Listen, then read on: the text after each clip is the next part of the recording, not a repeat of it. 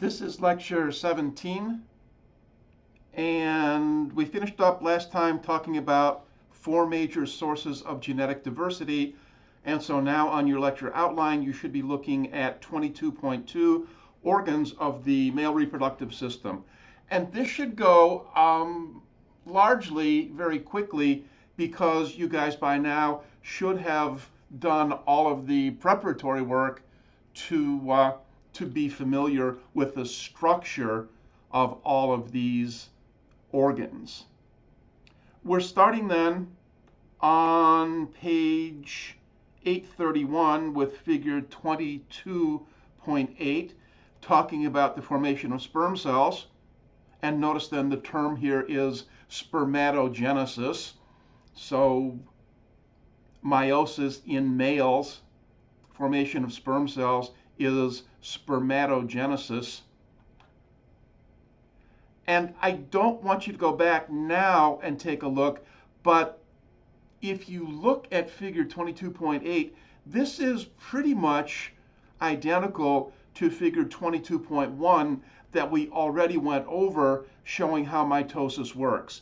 And now figure 22.8 is just specific to meiosis in males. So let's take a quick look at the process then, figure 22.8. And notice the cell that we're starting with now, the diploid cell that we're starting with, is referred to as a primary spermatocyte, 46 chromosomes, each with 2 chromatids. So pretty much the same thing we talked about with meiosis in general.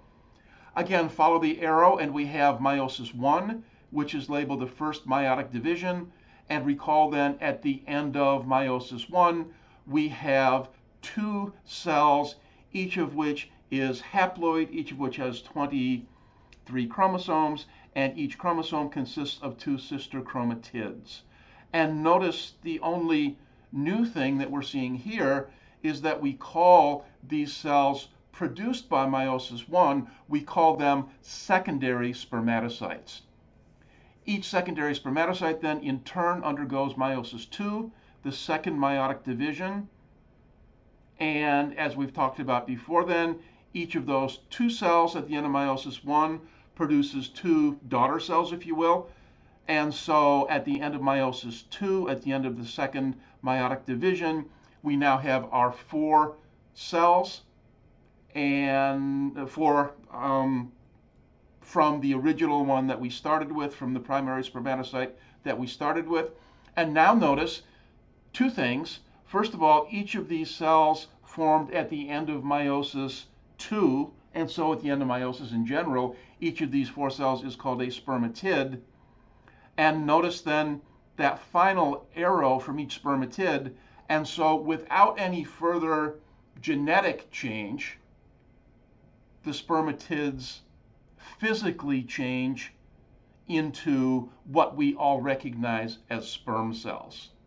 So let me give everyone just a minute to look over that figure again, jot down what you need to in your notes, and we'll go on in just a minute.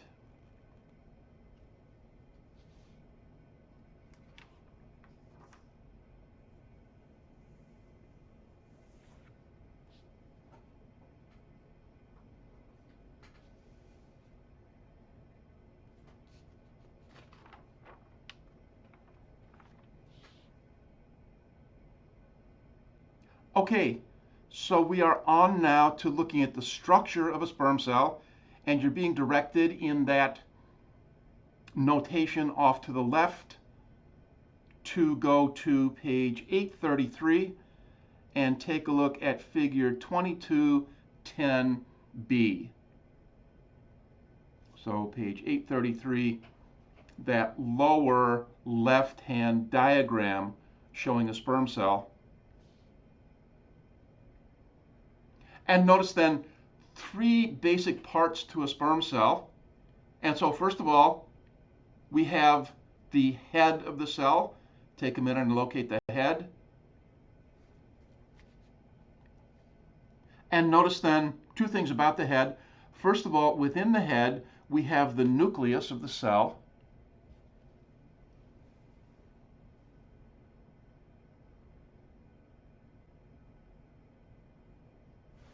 And as we know then, in any cell, the nucleus will contain the genetic material, will contain the chromosomes.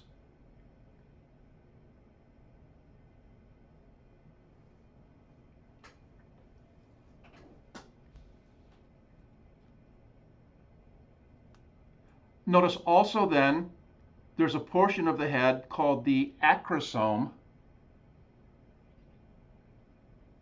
And here you can jot down in your notes that the acrosome contains enzymes.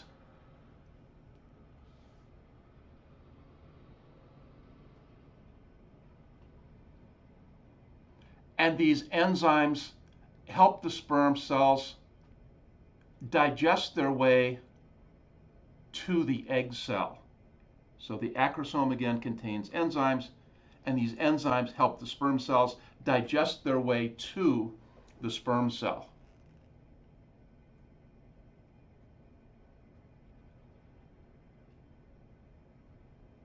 I'm sorry, help them digest their way to the egg cell.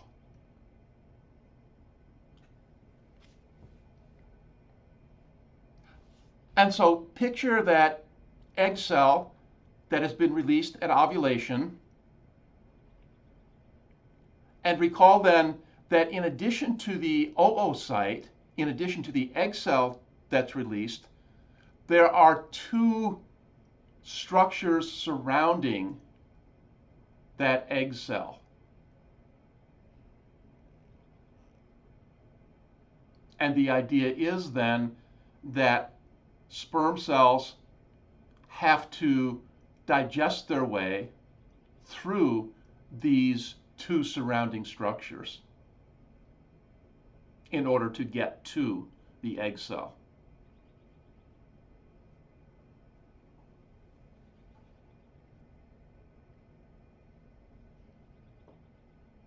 And so here then you can just, for review, jot down what those two structures are. And let's talk about them in the order that the sperm cells will encounter them. So first of all, we have the corona radiata.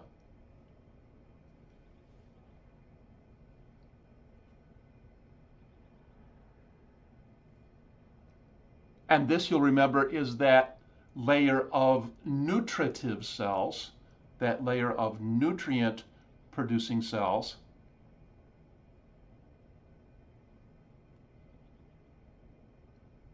That surround the egg.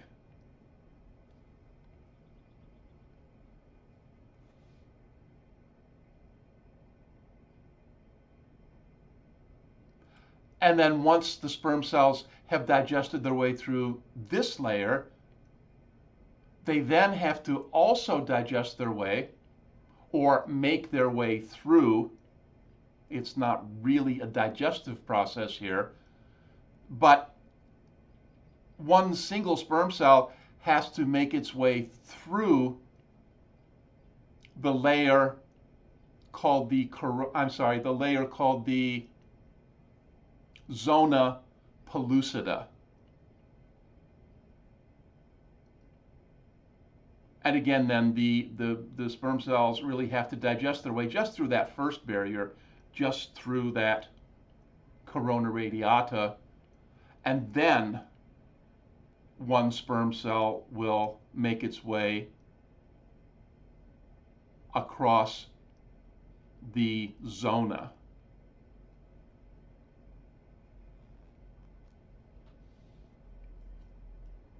So that's the first of the three parts of sperm cell structure, is the head.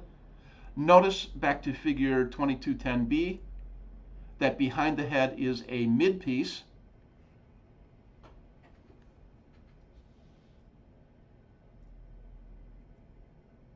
You can see the notation that the midpiece has mitochondria.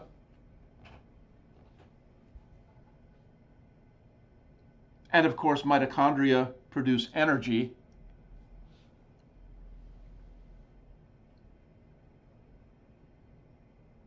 And this energy is used to propel the sperm cell.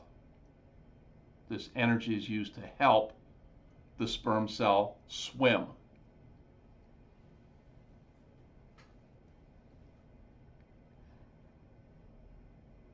And then finally, we have the tail.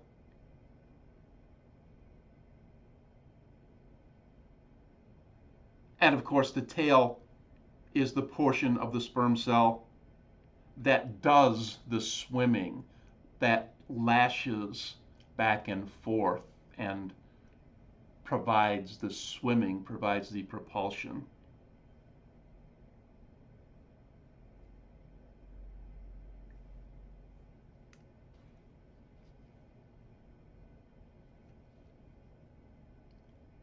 From here then, back to your lecture outline, and looking now at male internal accessory reproductive organs.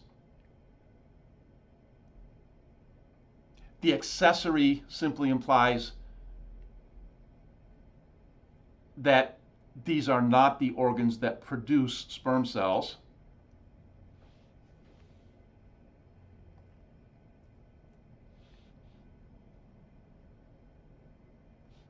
And again, I'm going to assume that in terms of structure, you guys are familiar with these. In terms of where they're located, you guys are familiar with these.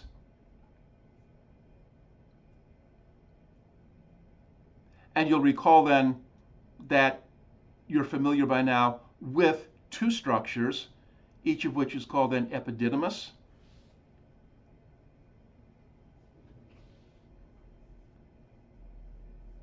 You're familiar with two structures, each of which is called a ductus deferens.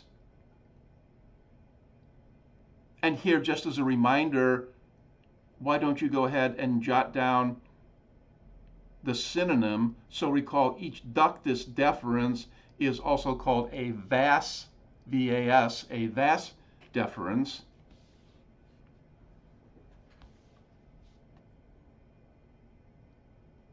You'll recall having located these structures called seminal vesicles, these paired seminal vesicles. And notice now on your lecture outline 4 functions of the fluid that these vesicles produce. And just running down the 4 then. So first of all, this fluid from the seminal vesicles helps to regulate the pH of the contents of the tube that sperm cells are in as they pass along, as they move towards the outside or move towards the outside of the body. Number 2 then, this fluid protects sperm cells from the acidity of the vagina.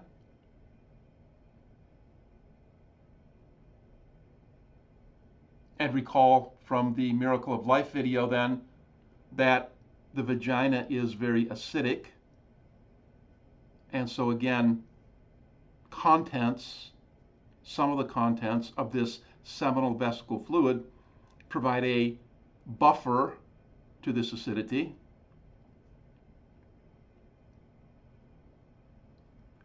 Number 3, this fluid produced by the seminal vesicles contains fructose to nourish sperm cells. And number 4, the fluid also contains prostaglandins. And these prostaglandins then help sperm cells move toward the oocyte.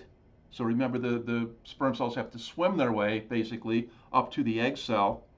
And the prostaglandins then help out with this swimming by stimulating contractions of the uterus and the uterine tubes.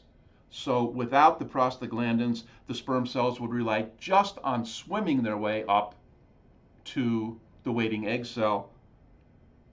And due to the prostaglandins, then, the sperm cells are kind of surfing their way along, if you will, because the uterus and the uterine tubes are contracting and kind of pushing them along and appreciably speeding up their journey.